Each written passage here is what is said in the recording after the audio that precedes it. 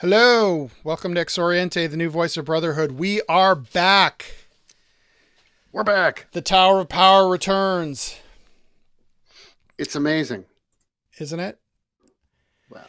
So, we've been on a bit of a hiatus, not intentionally. Let's see, so we use this software that gives us all of this lovely video stuff, and it's really great software. But in their zeal to keep adding features, which they do, they broke something, namely the audio, and it's been for I'd say last two versions has been somewhat buggy, and they swear up and down on a stack of Bibles that they've identified the problem and the next version is going to be fixed, and they did give me a workaround, so kudos to them. But basically what it meant is that we couldn't really do the show until we got this sort of fixed. So, let's see. That my mic is buggy as well. And his mic is buggy as well. So we're going to get that. I have a temporary fix for that, and we'll send it off to the manufacturer. This is all we have to do. There's a lot that goes on behind the scenes to make this magic happen. And, sometimes the Hogwarts doesn't work the way we want it to. That's right. Anyway, so today is going to be a bit of a potpourri. A lot's been going on, both in and around. And so I think we had like three things we wanted to talk about. Yeah. So the first thing is, have you guys,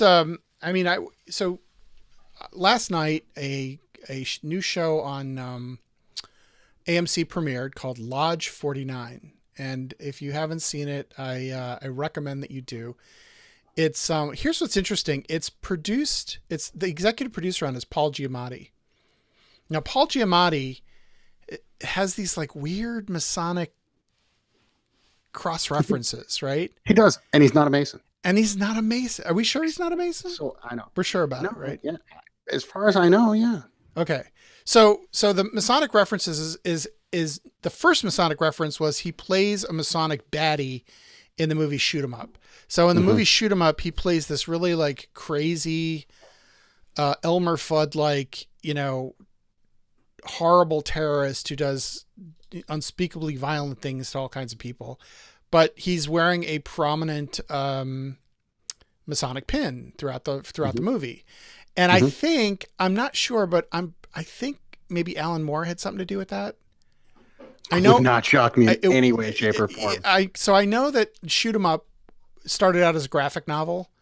Yeah. And so whenever there's like a graphic novel that has sort of a evil Masonic character, I immediately think Alan Moore. Right. Right. Call me crazy. But, so that was the first one. The second, like, sort of Masonic reference is he appears in the movie, I think it's Succession. He was on an episode of that, and these two guys are like, talking the Masonic talk.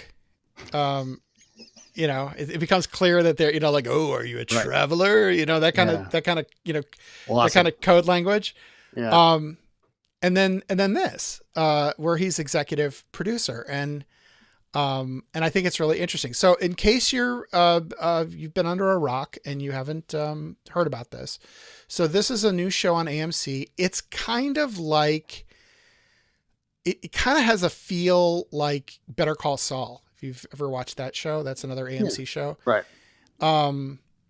But the way I would describe it is it's sort of a cross between, it's sort of like if The Big Lebowski had a love child with National Treasure. Right? Right. So right. Without giving anything away, that like the main character. But for some reason, by the way, that's probably exactly how they pitched it. But keep going. Yeah. It's Big Lebowski. It's the Big Lebowski. National Treasure. Had a love child with National Treasure. Wait for it. Which is, it makes Nicolas Cage even more questionable. It does. Right. But, be that as it may. Sure. So the show is it's about this sort of quasi Masonic fraternal organization. I think it's called the Noble Order of the Lynx, right? And so right. it's a co-ed fraternity. It's kind of the fraternity itself is kind of it has all of these sort of and again, it's only the first episode and not a whole lot happened. They spent most of the episode sort of establishing the characters. But it's sort of like the esotericism and the philosophical basis of Freemasonry with the sort of the social stuff of the Elks. Right. Okay. So like they have a bar in their lodge, right? So it's like, it's not completely Masonry, and their crest looks like a rampant lion. And so the story is that there's this guy named Dud, right? His name is Dudley. They call him Dud for short, which is one letter away from dude, right? Yeah. Right. Absolutely. Right? So maybe at some point he'll be bestowed the Order of the Silent E, and go from dud to dude, but he's kind of a down on his luck, and he looks like a dud. He looks like the dude. He looks like Jeff. What is it, Jeff Bridges? Yep. He looks like a younger version of that, right? He's sort of this down on his luck guy living in Long Beach, California, and he, while walking on the beach, he comes upon a ring, like a lynx ring, and then he finds himself in front of the Lynx Lodge. He decides to return the ring, and that's how they sort of get connected. And what the show is really about is about a whole bunch of knuckleheads who are part of this fraternity, and everybody's got like issues, and there's backstory and there's character development and stuff like that. But basically they're all kind of down on their luck. I mean, it's a declining fraternity. It's a fraternity in jeopardy. Right. And then as soon as this guy joins the lodge, I saw on future episodes kind of coming attractions thing. And if you watch the trailer, if you go to the AMC website, watch the trailer, you'll get a sense of this. Things start to happen when this guy, joins, right? He gets really fascinated by it. It's like, what do I have to do to join? They're like, well, you just have to ask. Hilarity ensues. Right. So it's kind of a bit of a comedy.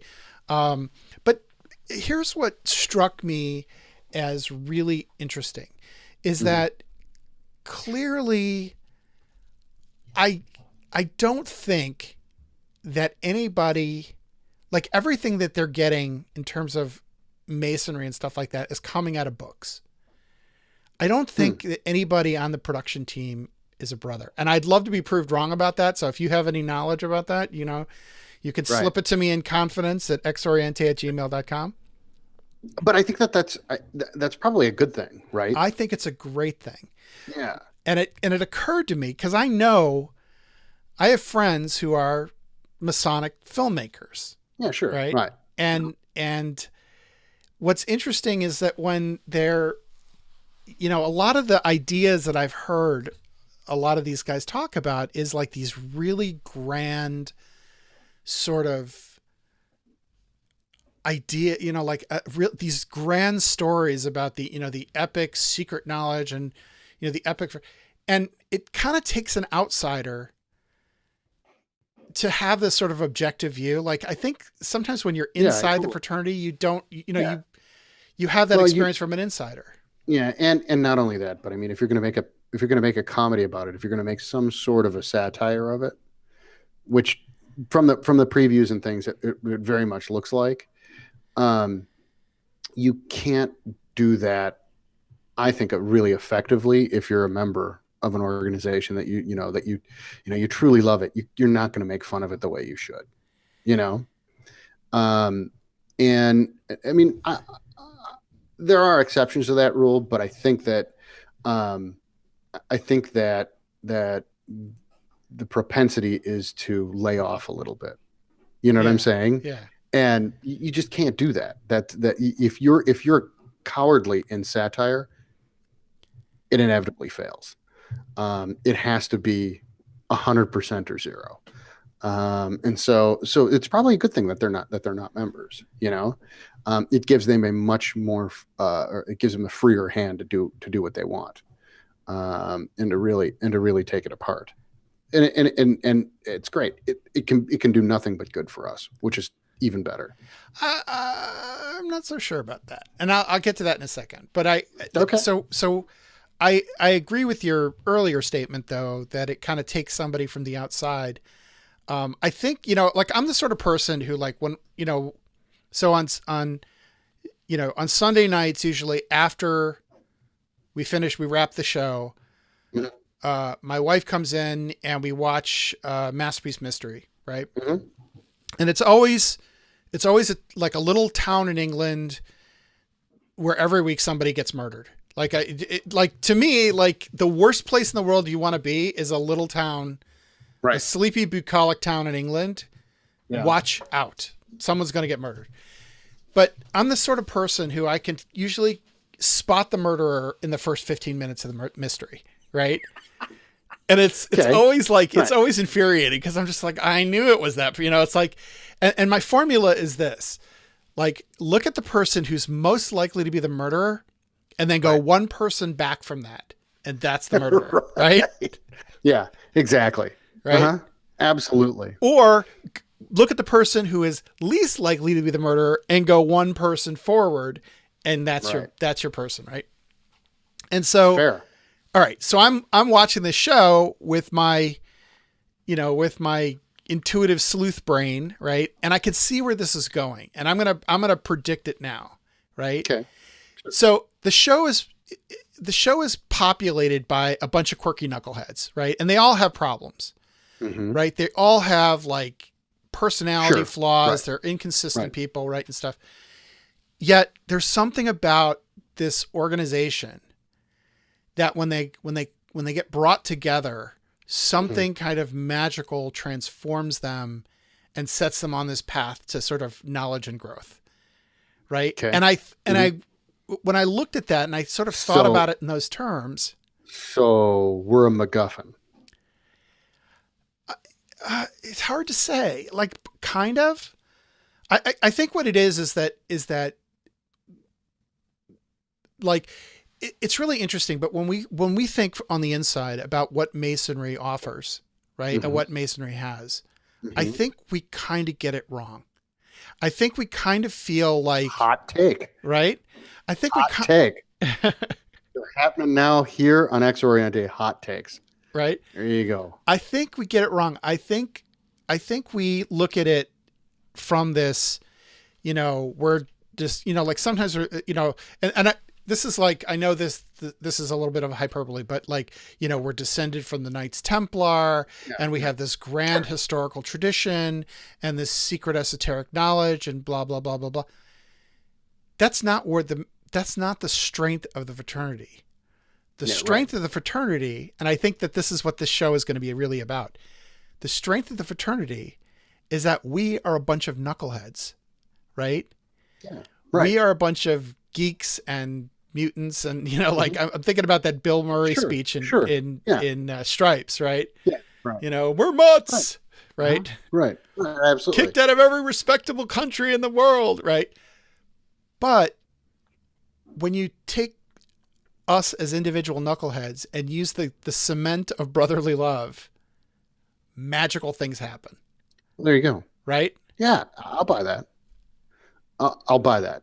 I really will. And yeah. So in that way, Masonry is the MacGuffin. It is the device that moves the plot forward. And the plot is about personal growth. It's about, a flawed character finding some level of perfection, right? Yeah. And that's essentially just a story arc in itself. Every story arc is character has flaws. Character goes through journey. Journey teaches character how to overcome flaw. Character, the end is he's a better person. And so like, it's the simplest thing in the world. But I think I've never looked at it that way, Eric. But Freemasonry in total is a MacGuffin. There you go. Spoiler alert. It's done. Hand in your aprons. It's over. There it is. But I think that's a really, really interesting concept, actually. It'll be interesting to see where the show goes with it. But I plan to watch it. I just haven't yet because, frankly, I'm lazy and I get distracted by Now, what you shiny can things. do is you can binge watch the whole thing, Right. but you have to pay. It's $5 a month to get like AMC Plus or Gold or Platinum or whatever they call it.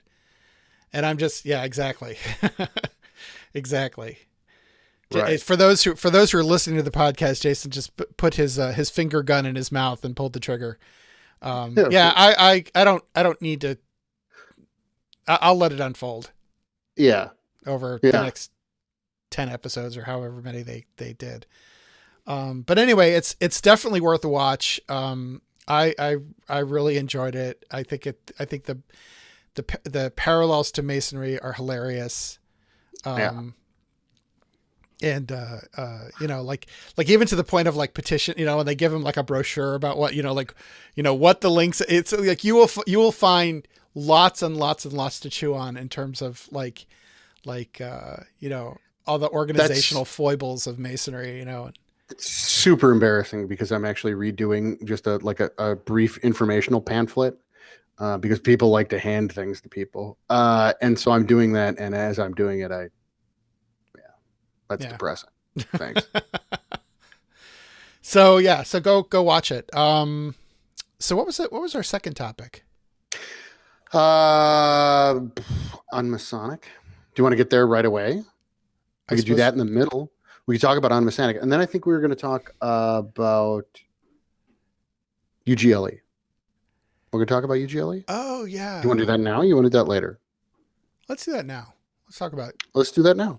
So UGLE came out with a statement on transgendered persons, and essentially what they put it out all over the place. They put it out on Twitter. They put it out on their Facebook page. It's all over their website. It was covered by all of the British media, including the haters like The Guardian. And what's really funny is actually they were the media, the British media, who's generally pretty unkind to Freemasonry and Freemasons, were really nice about it. And kind of backed off a little bit. There was a bit of a temporary ceasefire apparently, but they got I think they got the headline wrong, right? But they did, right? And right, and so what was the headline? What was the headline? That Masons allow women now. Well, no. I think what they said was Masons are now admitting transgender women. Well, right, yeah, admitting, right, and that's right, and it's right. It's the verb that's wrong. Yeah. As the famous Jack Nicholson story goes, wrong verb, honey. So essentially what they did, right? I'll summarize their statement, which is basically that if a woman transitions to a man, they're to be seen as a man if he petitions to join any Masonic lodge under the district or the auspices of the United Grand Lodge of England. If a man transitions to a woman while already a Mason, he remains a Mason. She remains a Mason with all the rights and privileges thereon. And if a man transitions to a woman and attempts to petition a lodge, then she would be, of course, denied membership and directed to feminine Masonry or co-ed Masonry instead. And so that's that, right? To me, the idea that, that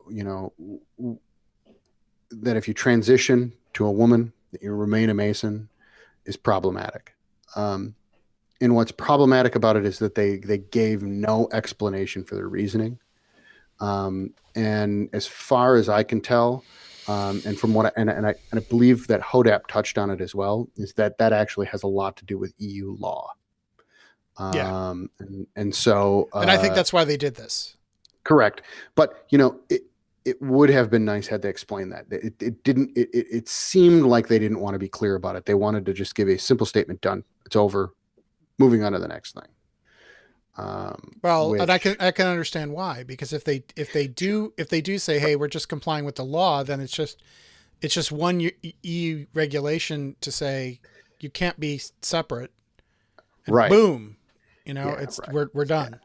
Yeah. I mean, it puts them in a rock and a hard place. It puts them in the position of having to recognize the Grand Orient. No, I'm kidding. Right. Little humor, little recognition humor. Right. And I think it's a big question. It's a difficult question that Grand Lodges have quietly talked about for years, but haven't really confronted the issue and really had an honest conversation about it. Mm-hmm. And it demands one. It really does. These are modern times, and so.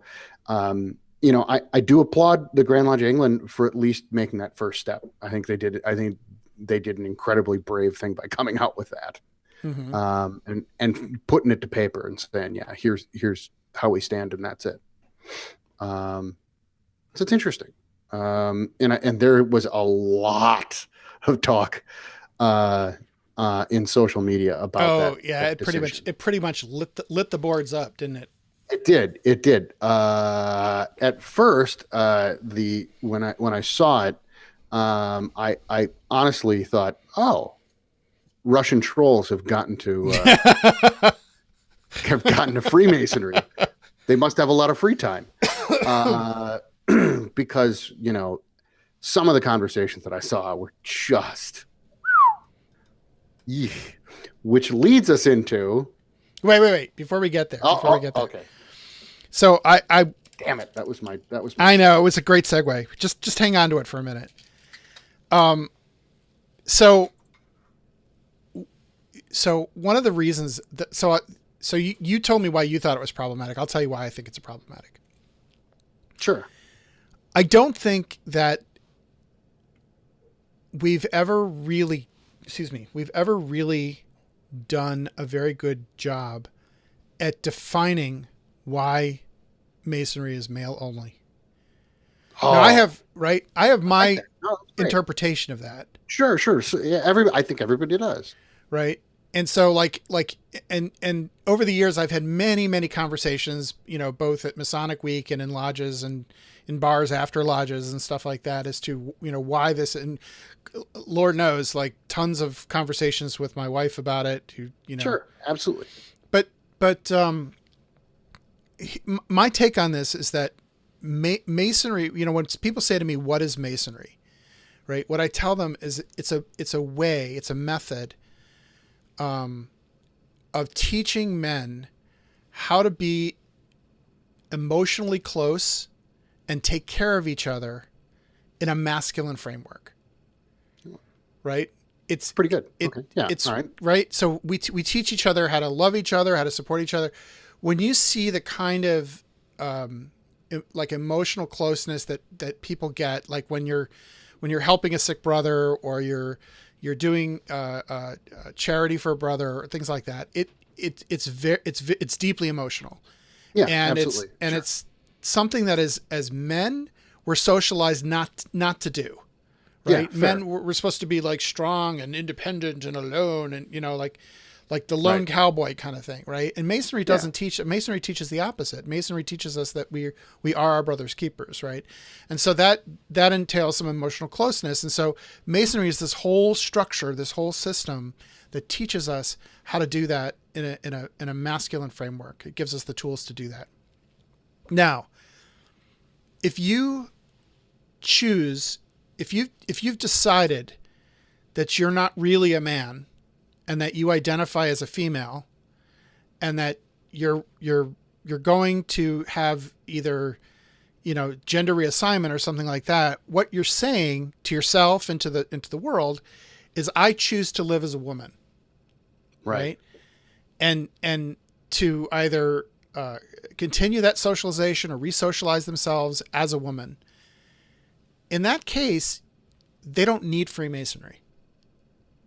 Right? There are other things or other ways or other methods for them to make those kinds of connections, and for them to sort of make a connection in a in a in a co-ed framework is Mm-hmm. inconsistent with what Masonry is set up for, right? Right. And that's the problem that I have with this, is that it's a glitch in the matrix. You know, it's not it's Mm-hmm. not it's not it's not working the system the way the system is supposed to work. It has nothing to do with, you know, like people say, well, it's tradition. Right. It's always Well, been that way. I don't buy any of that. And I don't buy this. well, It's not about men and women not being equal. They're completely equal. They're just different. well, right. And that's fine. But what I'd hasten to point out, to play a little bit of devil's advocate and push back a little bit, is that the reason that Masonry was male only, from our inception, was not, you know, some sort of engineered way that they thought about. They did not think it through, design it, and say, well, let's be all male because, you know, we'd like to teach this male closeness. It was male only because they were the ones that mattered when we started. Women, they what do they do? You know, boo boo. In the 1700s, it very much was that, and it was white men, you know, only. And frankly, it was white men of minimum middle class, with a little upper class sprinkled in for good effect. And so it started that way. What it morphed into, clearly by the early 1800s even, was more of what you're talking about. It had become more egalitarian. And especially on its trip across the pond over here. Freemasonry was much more egalitarian. It was much more open to other social classes. And so I think that we got to that point, Eric, but I don't think that was ever designed that way. But that's okay. I mean, yeah, you know, no, I agree. so, I agree so with that. if you're making, you know, if you're making chicken soup, right? Sure. You put the chicken in the pot, you put all the vegetables in there, and you come back in like 20 minutes and you've got a bunch of wet chicken water, It's right? You don't have soup yet, right? So, Hot wet chicken water. right? So, right. So it's kind of like, if you look at, you know, like we can look at a bird, like a bird of paradise, right? And you look at a bird of paradise and you say, well, why do they have such bright feathers on their chest, and why do they do that crazy dance?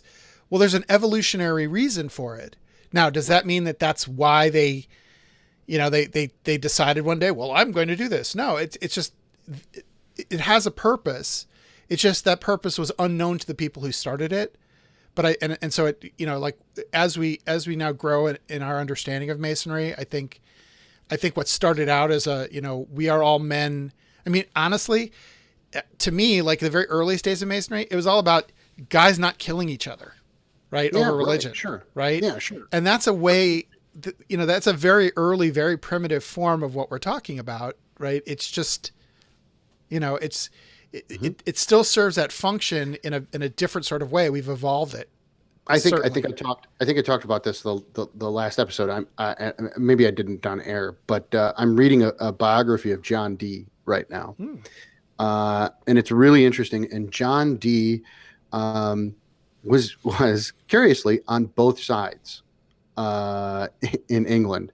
He was a Protestant and a Catholic, and a prominent theologian in both places. I'm a Buddhist and a Jew. I don't see any problem. Wait. For two very different queens, both of whom were killing the other religion, and doing their best to exterminate anyone who thought, you know, that who they thought sympathized with the other side.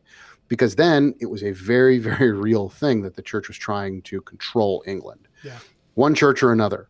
You know, was it the church that Henry had set up, because he wanted to wrest control, full control back of his kingdom, or was it the Catholic Church who just wanted to control everything? And so it was a dangerous time for the guy, but he flitted and floated back and forth, and very, very interesting. Had been arrested by both camps actually, and put to the question, where they interrogated him on his theology and things like that, and he managed to weasel his way out of it twice, Mm-hmm. which is it's super interesting to me. But it goes back to Masonry was about, let's not kill each other, and let's also not rat each other out. Mm-hmm. If you're a Protestant at home, let's just not talk about that. I don't want to know. Yeah. Let's move on to other things. And so you're 100% right on that. It really, it almost is that simple. Yeah. So getting back to the UGLE decision, right? Sure. So my view is that if you're transitioning out of manhood into womanhood, right, you have an obligation to resign from Freemasonry. I couldn't agree more. I don't agree more. I don't believe that we should expel people like that. No. They should go under their own steam as a gesture of being, of transition. Yeah. Well, it's integrity. Like to me, Well, it's like too. gender integrity, right? Agreed. But if you're a female and you transition to a male, that means that you're choosing to live as a man. You're choosing to socialize yourself as a man, and therefore you are entitled to qualify for Masonry. I agree with that. Yeah. 100%. There's nothing. I think that says that you're not entitled to petition and join as a Mason and be accepted as a man in the Brotherhood. All right. So we have a question from social media that Craig Butler, Okay.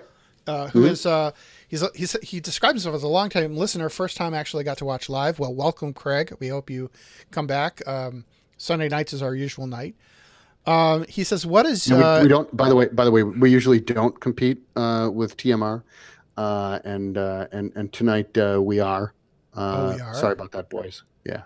Oh, sorry, guys. No, don't worry. They were already nasty enough in the comments. John Rourke left a link to their show, which is nice of him. Fantastic. Super convenient. Yeah. Good. So go ahead. I'm sorry. Go ahead. Yeah. So he says, what does UGLE's position mean for appendant bodies in the UK?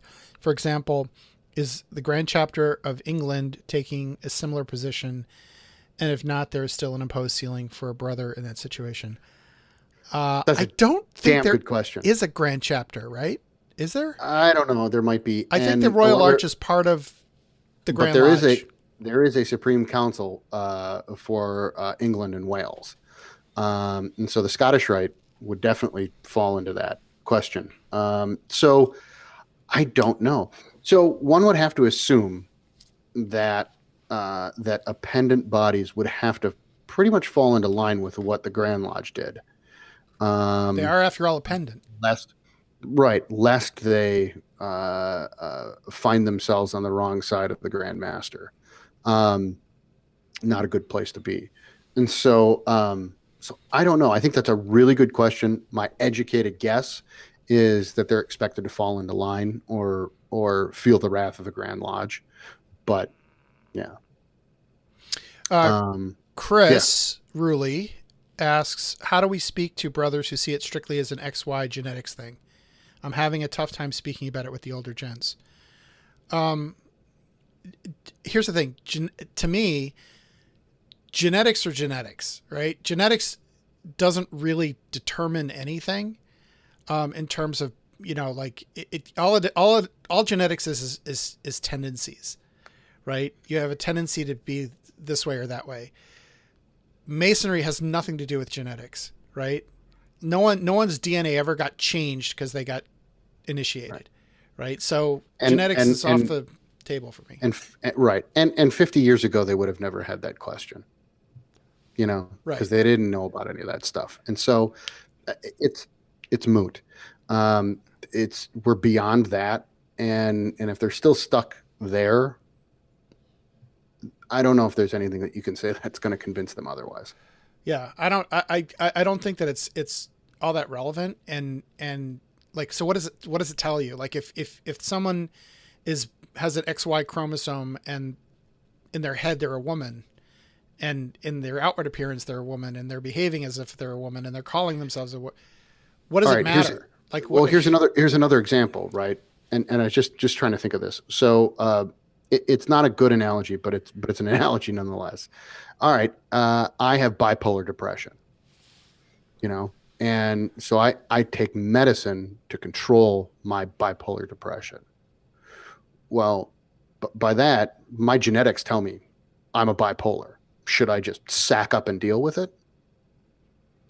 You know, and that's the question. Yeah. Your genetics tell you one thing. Do you just, you know, take the hit and go? Yeah. Our genetics, our destiny. And Correct. And I clearly they're not. Clearly they're not. So Right. Anyway, that's how I would deal with it, Chris. Thanks for the comments. Any other comments? I don't see any other comments on this. No. So anyway, I hope this does, you know, and here's the thing, like, and one of the things that I think I posted this on one of the comments on one of the hundreds of threads that were going around. How many people are we really talking about?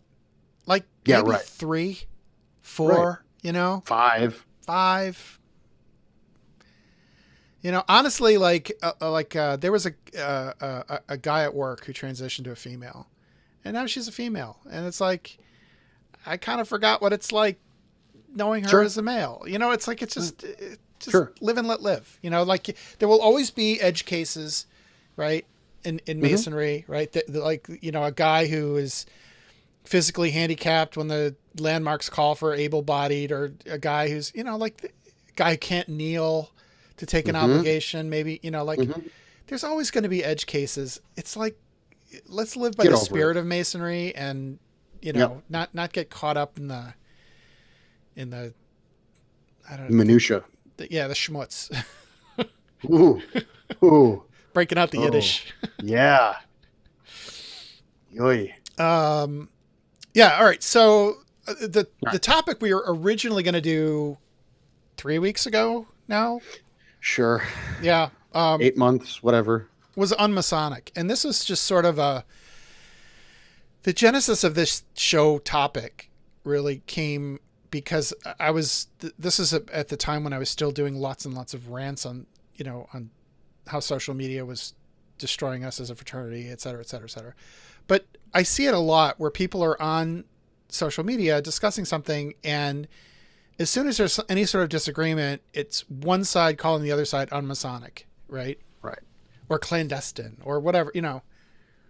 Right. It seems like the ultimate pejorative for Masons. Yeah, well, it kind of is, right? Because when you think about what it is, it's the only Masonic charge. Sure. Right? Right, absolutely. You know, and you know, at least in DC, it's in our code. You know, unmasonic conduct. But does it define it? Does it define no, not really. That's the thing. Yeah. And one can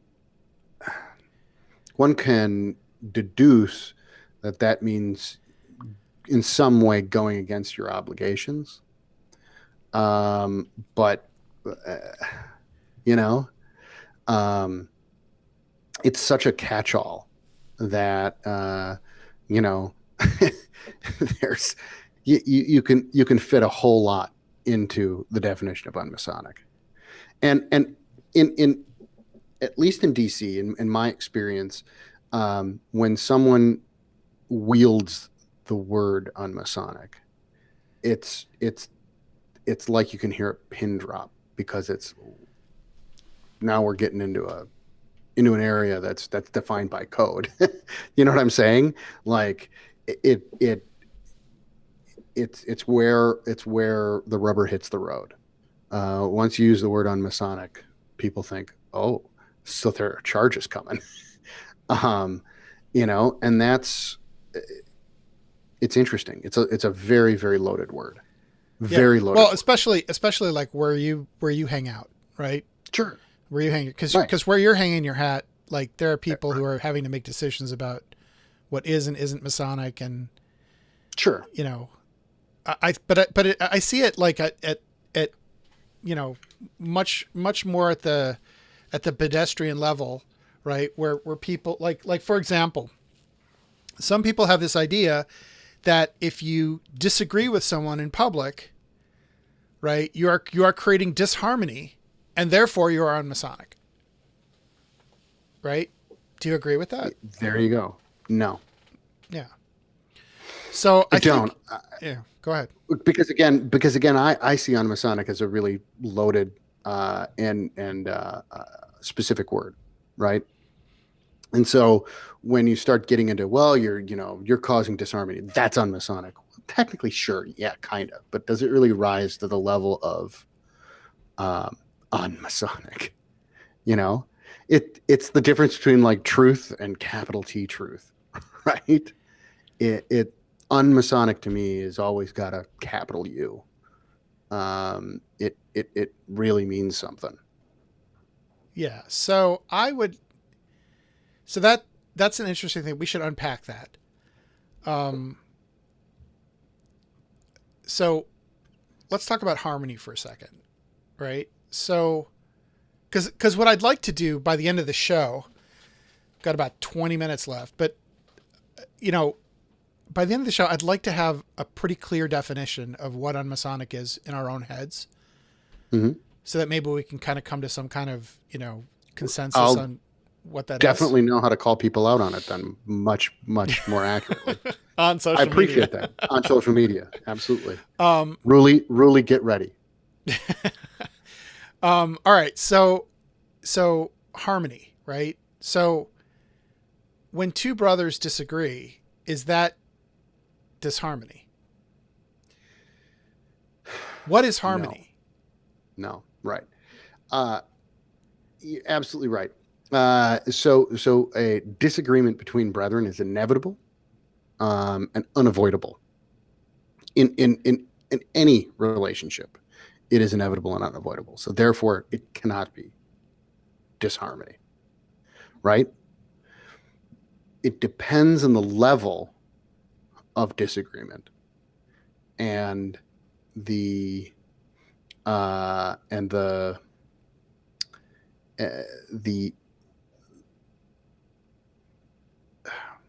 searching for the words here to use, but it is the degree of severity. Yeah, that's not bad. That's getting closer. Yeah. It's the manner in which they disagree, right? Yes. Okay. So I think you've hit on something. I think if you're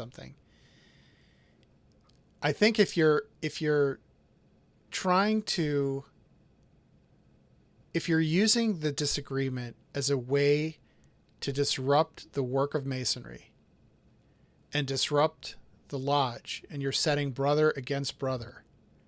Yeah, there you go. That's disharmony. There you go. Right? There you go. Right? So Masonry does not require that we all live in lockstep, right? We have different political views, we have different religious views, right? What makes things harmonious is that we can respect alternative points of view without That's right. without writing somebody off, right? So there was a thread that I was in a while back where someone was talking about, someone had asked the question, I think it was in the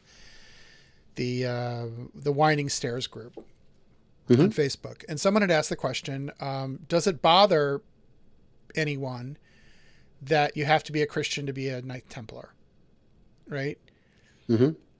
And some people weighed in, some people said, so the views were like what you would expect. Some people were like very pro Christian. We're all going to, yes, it's an essential part of being a Knight Templar. Some people said, I don't think it's particularly Masonic in the sense that, we're also, like we ask, do you believe in a supreme being? And then that's where Masonry stops its faith inquiry. And so anything that is Masonic should therefore follow that precept, right? So there were people like that. And in fact, I know I've a Masonic friend out in Iowa who's a pastor who doesn't belong to the commandery, and that's he's like, I know where I get my Christianity. It's in church. I get my Masonry in the lodge, and I don't need to mix the two, right? So there are this isn't just a parochial thing, Sure. right? And so I kind of weighed in and I said, look, there was a time, and this is all true, right? There was a time early on in Masonry where it really bothered me. It really bothered me. It bothered me that Right. that I was, I could like in some places, like I think in Texas, you have to, the qualification means you have to be a Trinitarian, believe in Right. Jesus Christian in order to qualify to become a Knight Templar. I'm pretty sure in Illinois, and I'm not a Knight Templar, so I don't know this for sure, but I think in Illinois, you only have to, you have to make some kind of affirmation that, if called upon to, to fight in the name of religion, you will give preference to the Christian religion. Right. So I have Jewish friends who are past commanders, right? Because they're like, Right. People make Sure, peace. why not? People make peace with it however they want to make peace with it. Some, like one guy said, I'll defend all religions. Okay, Right. And no problem. Right. I had I did a tour early on when I was interning at the House of the Temple. I did a tour, and one of the guys was a rabbi, and I was explaining that, that there are some Christian orders and blah, blah, blah. And he was like, oh, no, there's not. I'm like, really? And he was like, yeah, I'm a rabbi. I'm a Knight Templar. And I'm like, how did that work? And he was like, I don't know. I just said, well, Jesus was a rabbi. Sure, I'll defend him. I was like, all right, kill it. Yeah. Yeah. So it kind of works. So I said, since that time I've made peace with it. And so actually, part of the evolution of X-Oriente was kind of a reaction to that. So, right. What I did was I said, well, how come there's not a Knights Templar for Jews? Right. And I did a little research. I found out there actually was one, maybe still is one. In Israel, there was this thing called, I think it's called the Wise Men of Solomon or something like that. There was an order of Judas Maccabeus in the state of New York. I think it's now defunct. But that was sort of the Knight, right? That's super interesting. Yeah. And so I said, well, I'm going to make one. Right. And so I wrote a degree. I called it the Sons of Light, and I had a ritual, and I had a structure, and I had everything. And then I was just like, really? Do we need another pennant body, right? Like we do, like a hole in the head. B, does it need to be? Isn't that just making the problem worse, right? So then I thought, that I just kind of put it. I said, no, there's got to be a better way to serve Masonry than to do this, right? So that was sort of me coming to peace with it, and being like, okay, well, look, it is what it is. It's not going to change. I don't expect it to, is it a little philosophically, it's a little problematic for me, but I'm not gonna make a big deal about it. It's not the hill you're going to die on. Yeah, right. So I sort of made this known, and people were just like very upset with me. They were just like, wow, you're trying to you're complaining about this. And I'm like, I'm not complaining about it. I'm just weighing in on it. Right. And it just, it sort of became this sort of cause celeb where you had these, these Christian soldiers defending the faith against, it just became this, it evolved into this, I'm like, oh, now I know why we keep religion and, politics separate. Right. But so there are people there who think that I'm out to destroy Knight Templarism, and absolutely not. Do I wish it was a little different? Yeah, maybe. Do I wish Masonry in general were a little different? I have a whole list, but it doesn't. Sure. It doesn't matter. It doesn't. Right. So there were. So my point in telling this was that there were, accusations of unmasonic. Right. Or, is this Masonic or unmasonic that were bandied about? And Well, all right. So first of all, a couple comments from Facebook, just to kind of keep things going. Jeff Dyer, by the way, the sound you hear in the background is clicking and me loving this comment. We need Potter Stewart. You know what? Everything needs more Potter Stewart, famous jurist. Oh, Potter sorry. Supreme Court Justice. Don't worry. The questions get harder as we go along. Chris Ruley, proposal. An unmasonic action is something a brother does that he wouldn't do if a brother was watching. Too weak. Too weak. So here's my thing, is that, again, I think that that's a weak definition of unmasonic, just because it's too broad. Unmasonic should be something that's a little bit more egregious. There's your word for the day, egregious. Potter Stewart would know what I was talking about. Craig Butler, if we are espoused to make a daily progress in Masonic knowledge, this suggests that we should continue to think critically and make meaning of our lives on all levels. Does this suggest that it is unmasonic to act or respond without thought? I like where you're going, just like I like where Chris was going with his, but I like where you're going. But again, that's too light of a use of unmasonic, right? It gets the spirit, but it doesn't get the gravitas of unmasonic. Right? So what I would say to Craig is that there's a difference between not living consistent with Masonic values, and unmasonic. Okay. Right. Yeah. Right. I think to me, unmasonic is like a betrayal of those principles. Right. It's a rejection of them. Right. Absolutely. No, I think you're 100% right. I would also like to point out, because we're millennials, no comment goes unliked. So you both get likes, even though we've rejected your theories. Everybody gets a prize. But I like where both ideas go. Yeah. Because I think it applies some thought to what we're talking about. But again, I don't think it rises to the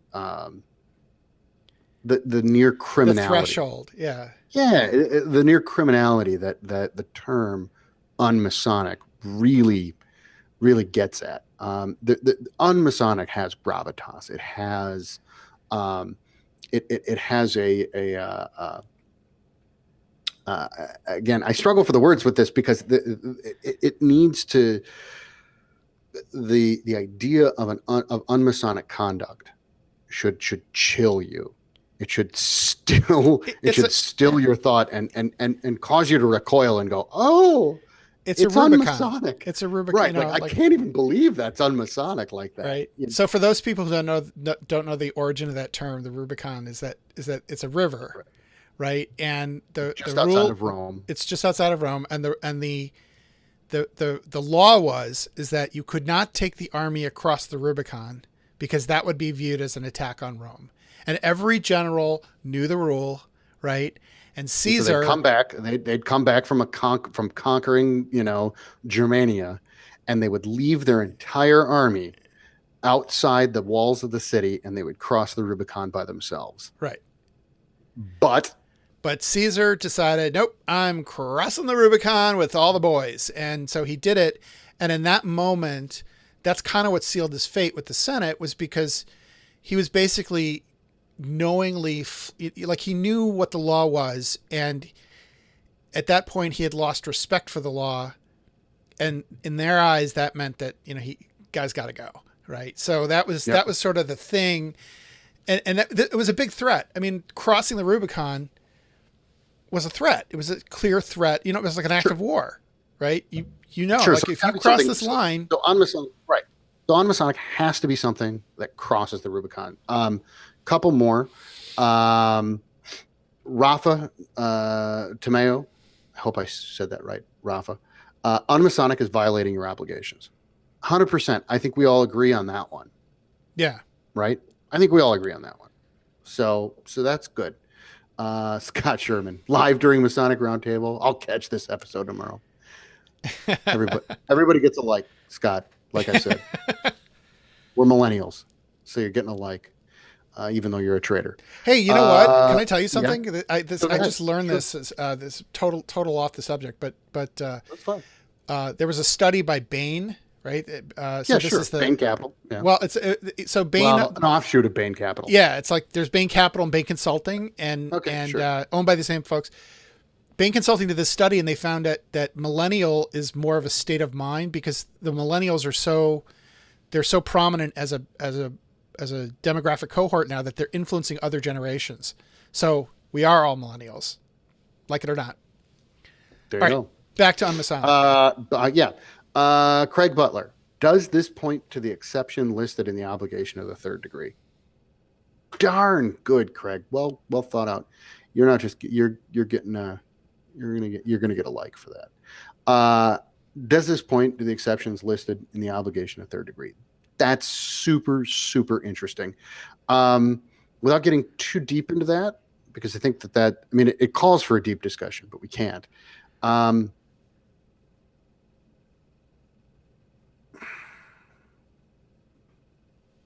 It may. I think it's interesting. It's a really, really interesting point that, damn it, we can't talk about. And I would love to, but jolly good on you, Craig, because that is a really rough one that we could do a whole 2 shows on that. So Craig, here's what you do. Come to Washington in February. There you go. We will go to Shelley's. We're going to raise a glass of beer and we're going to have a discussion about it. Yeah. Because that is a damn fine question that deserves the respect of a good glass of scotch and a cigar. Mm-hmm. Chris Ruley, perhaps unmasonic is an action that cannot be undone. I think you're getting closer. You're starting to drill deeper to it, because it is an action that can't be undone. It is unmasonic is an offense to Masonry, right? It's an offense to your obligation. So more than just as Rafa pointed out, violating your obligation, it's an offense to your obligations. So this is where we talk about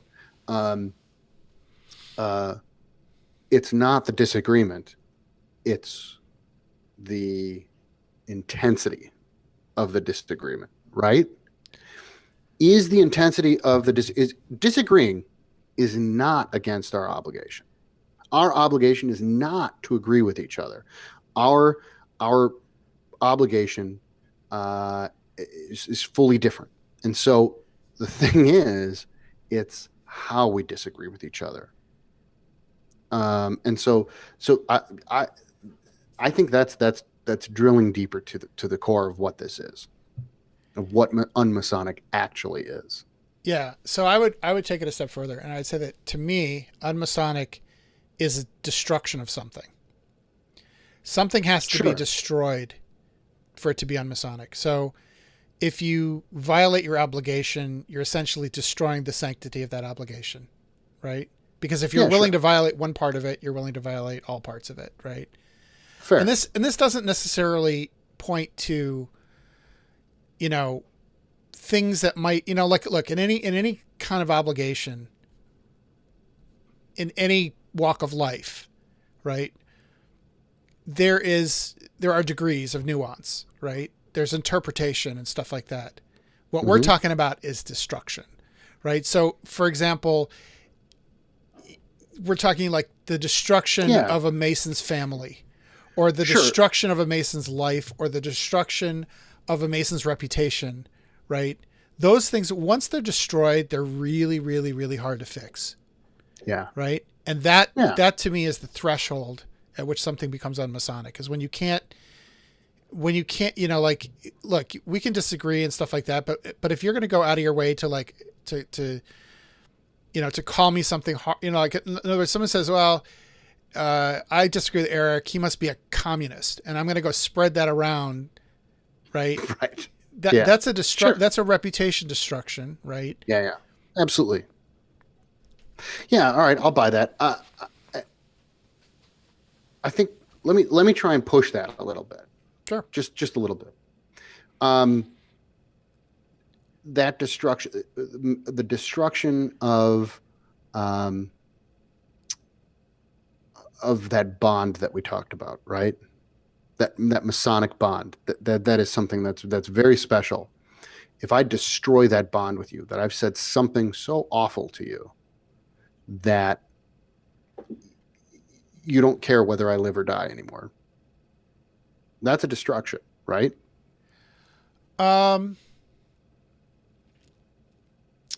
Yeah.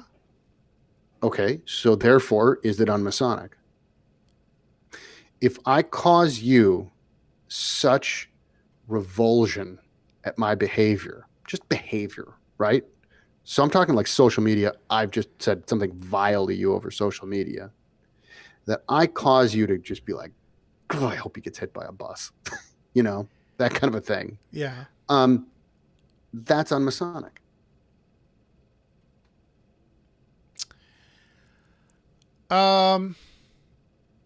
No, I would say it's not. But it destroyed something. No, I don't. And something very important. Huh. So. Mm-hmm. Potter Stewart could get himself out of this. All right. So here's dig, Potter, dig. All right. So here's the thing about bonds, right? There's no way to measure a bond, right? So sure. you could say, well, our bond is broken, but is that really true? Is there like how would you know? How could you measure it? Because ultimately, if something's unmasonic, we put people on trial for that. There has to be a way. But if you, okay, but is it not enough that I feel so aggrieved by it that I hate you, right? And you're a brother. I can't hate you. I'm just pushing, I'm just pushing on this. So here's how I feel about that. Like, are there brothers who hate each other? Yeah, absolutely. Right? Is hate a temporary thing? Yes. Can hate be repaired? Absolutely. I mean, forgiveness is part of. It's part of the human condition, and it's part of all of our religions, and it's something that Masons should be doing anyway. So it has to be something irreparable. It has to have a consequence. Right, it has to have. All right, that's fair. Right. So, for example, a guy a secretary who embezzles money from his lodge, right? Right. Mm-hmm. That has consequences, right? It's illegal. It brings disrepute to the lodge. It breaches trust in the leaders of the lodge.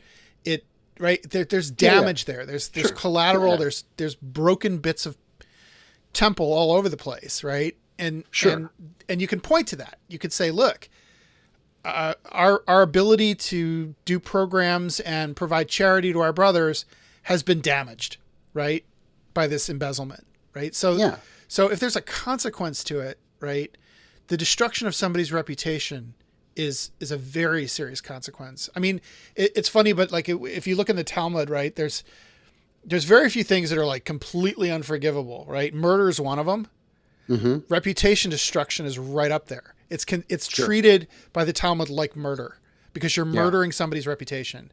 Sure. Right? And that will affect their ability to get a job. That will affect their ability to, have a wife and a family. That will affect their ability to make friends. It has real effects. Yeah. It's life-changing. Yeah. All right. That's fair. There you go. And so really asked if reputation was destroyed. Yeah, that's exactly what we're talking about. And then Craig Butler, only if you act on the hate. There you go. And that's exactly what you just said, Eric. So I think that these guys are jiving. They're feeling it. I've already given them likes, but again, anybody that comes. Well, we'll have to go back and give loves, right? Because that's a higher degree of like. All right, but all right. Because I know. Look, you just blew it up. You just blew it up by saying everybody gets a like. Well, so we got to. I know. All right, I gave them love. They both got love. I'm just saying, we just can't just hand out love like it's candy. But anybody that comes gets a like. All right. So Mike Bayrak, who is a brother and a friend, sure, from north of the border, where people are much nicer, said intolerant. Are we talking about Wisconsin? Or are we talking about? No, we're talking about Canada. Canada. Lovely folk. Yeah, lovely folk. Mike says intolerant comments about a brother's race, religion, sexual orientation, or gender are destructive. We are tired of tolerating intolerance, and those destructive so-called Masons should demit immediately. There is no place for it in Masonry. Mike, I completely agree with you. However, it depends on where those intolerant comments are, right? If those intolerant comments are in the privacy of your own bedroom, right? and there's no consequence to them, then I would say, is it unmasonic? Yeah, technically, right? It's sort of like conspiracy, right? It's, you didn't right. rob the bank. You were planning to rob the bank, but it's not as Sure. serious a crime as actually robbing the bank. Correct. But when you go and you take those intolerant comments to social media, right? Yeah, right. It's just like what Chris was saying, or I'm sorry, what Craig was saying. If you act on the hate, yes, Right. but And that's why, that's where like social media becomes really problematic, is because sure, when you comment on social media, other people are watching. Other people Correct. are watching, and they're making judgments about you and about me and about all of us. So when you speak as a Mason, like for example, when you post racist things and you've got a big old square and compass in a photo in your avatar, right? You're not just speaking for you, you're speaking for the craft, right? Because the person who's Correct. outside the craft that's looking in on this, they don't know what's going on, right? Mm-hmm. They look at that and go, wow, Masons are a bunch of racists, That's exactly right. Yeah, 100%. So, I think we got a pretty good definition, to be honest. So, well, it's incomplete. It's incomplete. I think we've got a really good touchstone for this. Mm-hmm. But I think that there's another part of this, which is simply acting contrary to Grand Lodge code and laws. Right? It'll get you. It'll get you. Yeah, it'll get you. Put it this way. It's likely to get you faster than doing the other stuff we're talking about. Right. Right. That's but true. Right. Right. Ruli just posted a comment. In Dante's Inferno, Virgil said that the lowest level was dedicated to the unforgivable sins, which included Brutus and Cassius. They weren't placed there because they killed Caesar, but the single act, according to Dante, led to the destruction of the Roman Empire. So in a Masonic context, something unmasonic must not only damage the reputation of a brother or a lodge, but it also rips apart a part of the Masonic craft. Yeah, I would agree. I would agree with that. Yeah. That's a deserved love. You get love. Yeah. You know what? And here's the thing, like I kind of disagree. Like I would say from a historian's perspective that, Rome was doomed before Caesar ever crossed the Rubicon, for a variety of reasons, many of which were just corruption, right? When the senators were taking money from Caesar, everything was fine. And then all of a sudden, when Caesar started doing things that the senators didn't like, they were able to say, oh, well, you destroyed them, like. Right. And Rome rose again, only to give themselves to Augustus like idiots. So, you got that. Yeah. But yeah, I'll buy that. Buy that. All right. Wow, this was good. Yeah. I enjoyed this. So now that we have this definition, what I would say is let's start small. Let's start with social media, right? Let's start by let's allow ourselves the privilege to disagree without being disagreeable. Right? Let's allow ourselves to be able to say, you know what, we have a difference of opinion, to be able to debate things in a healthy manner and not get personal and not get into reputation destruction. Right? And that's, let's just watch it. Right? Because it's so easy to do. Like we can do it without even thinking about it. And it really is unmasonic, and the thing is it does have consequences because, like I said, people are watching. That's right. 100%. It's one to grow on. Yeah. All right. So, hey, thank you to everybody who showed up tonight. Apologies to the Masonic Roundtable. Only Eric means that. Well, what can I tell you? We had to do it because we did screw up. You know what? And I didn't think about it, and it's just as much my fault. I should have known. Well, sorry, guys. Yeah, it's all right. Yeah. So, and a big thank you to our executive producers. Our executive producers are the ones who support the show and allow things like bandwidth, software, hardware, the stuff that allows us to do this kind of stuff. We've got more things planned. We're in development on our Android app. If you have an iOS device, your iPad or your iPhone, you can download the X-Oriente app on the App Store, and you won't miss a single episode. It's absolutely, completely 100% free. Thanks to the generosity of our executive producers. And like I said, the Android app's coming soon, and we've made some investments in additional equipment. So we're going to try to do some stuff kind of on the road. So I'm going to be going to Europe in the fall. And as part of that, I'm going to be going to some Masonic places, and I'll actually be kind of shooting some footage. This is really exciting because I don't know what the hell I'm doing, but we're going to learn. And so we'll be able to kind of bring you stuff that's a little bit more than just talking heads. That's sort of the next evolution of where the show's going. So if you'd like to support the show, if you like what you hear, if you like the level of intellectual discourse that we're bringing to the Masonic internet, I urge you to visit us on Patreon and support us, become an executive producer. You can do that by going to patreon.com/X-Oriente. There's a link to it on our blog at xoriente.com. You can get the podcast wherever you get fine podcasts. And soon we're going to try to get ourselves on Spotify. So if you're a Spotify customer, you'll be able to get X-Oriente on Spotify. Yeah. And on Patreon, by the way, Patreon, for those of you who haven't gone on Patreon, is a big fundraiser, kind of a website for like cosplay girls who will give you naked pictures of themselves if you donate at a high enough level on their Patreon page. Our promise to you is that if you donate at a high enough level, we will not send you naked pics of us.